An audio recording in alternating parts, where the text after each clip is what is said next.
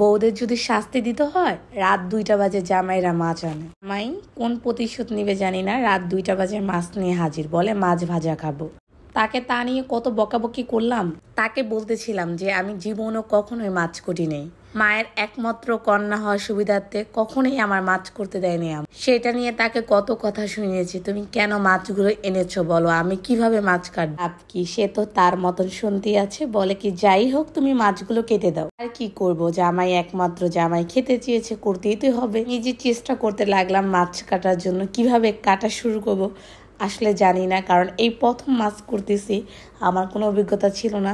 তারপর আমি চেষ্টা করেছি আমার মতো, নিজের মতন কাটতে কাটতে দেখি কি আমি মাছ করতে পারি। আমার এটা ভেবে খুশি লাগতেছে। আর আমি বলতেছি দেখো, আমি একবারে মাওয়া স্টাইলে একবারে মাছ তেড়া করে কাটে না, যে কাটলে দেখা যায় অনেক বেশি বড়, সেই টাইপের কিন্তু আমি মাছ কুটেছি। সে বলতেছিল এই তো পেরে গেছো দেখছো। এখন মাছগুলো খুব ভালোভাবে পরিষ্কার করে মাছগুলো ভাজার জন্য রেডি করতেছি। প্রথমে আমি কড়াইতে সরিষা তেল দিয়ে দিলাম। তারপর আমরা যেহেতু মানুষ 3জন, তার জন্য 3 পিসি মাছ নিয়েছি। এখন হলুদ মরিচ দিয়ে এই মাছগুলো খুব সুন্দরভাবে মশলা মাখিয়ে নেব। দেন আমি এই গরম তেলে, যে সরিষা তেলটা গরম করে রেখেছি, এই তেলে ছেড়ে দিলাম।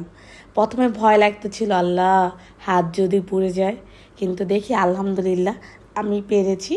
আর একটাতে আমি মাছ পানি দিয়ে শুধু হলুদ দিয়ে যে লবণ দিয়ে খায়, একটা জাল দিয়ে, সেই মাছটা করব, সকালে খাবো।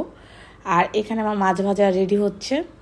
আমার খুবই ভয় লাগতেছে আসলে ভাজতে পারবো কিনা, কারণ রান্না ঠিক মতন করা হয় না, আম্মুই সব করে। আসলে আম্মু খুব আদর দিয়ে বড় করেছে, কখনো আসলে মাছ করতে দেয় নাই। ঠিক মতো রান্না করলে শখের বসে করছি, কখন আম্মু সবসময় রান্নাও করতে দেয়নি। তো সেই ক্ষেত্রে এখনও বিয়ের পর কেন যেন আম্মু থাকাতে আমার মনে হয় না যে আমি এখনও আমার বিয়ে হয়েছে, আমার সংসার হয়েছে। আম্মুই আমার পুরো সংসারটাকে সাজিয়ে রাখে নিজের হাতে।